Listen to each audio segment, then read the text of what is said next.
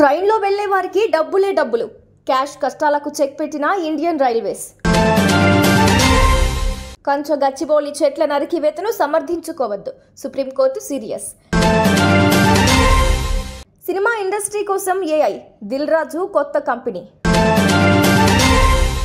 రాష్ట్ర ప్రభుత్వం సంచలన నిర్ణయం, ఫైబర్ నెట్లో 500 మంది ఉద్యోగుల తొలగింపు. నాసిక్లోని మన్మాడ్, ముంబై మధ్య నడుస్తున్న పంచవటి ఎక్స్ప్రెస్లో రైల్వే శాఖ అధికారులు ఏటీఎంను ఏర్పాటు చేశారు. దేశంలోనే మొట్టమొదటిసారి ట్రైన్లో ఏటీఎంను విజయవంతంగా పరీక్షించినట్లు అధికారులు వెల్లడించారు.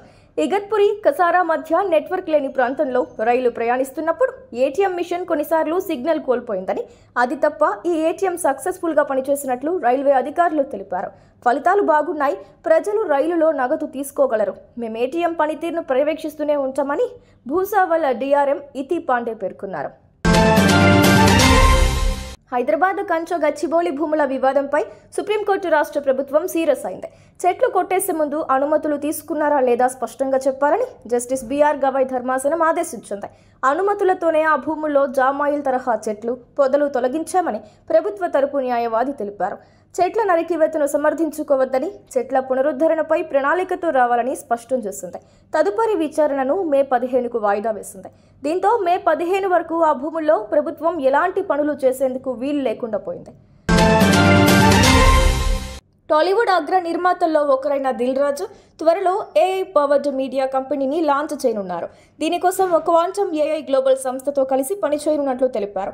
ఎంటర్టైన్మెంట్ ఇండస్ట్రీకి అడ్వాన్స్డ్ ఏఐ టూల్స్ ద్వారా ప్రత్యేక సదుపాయాలను అందుబాటులోకి తీసుకురాబోతున్నట్లు పేర్కొన్నారు.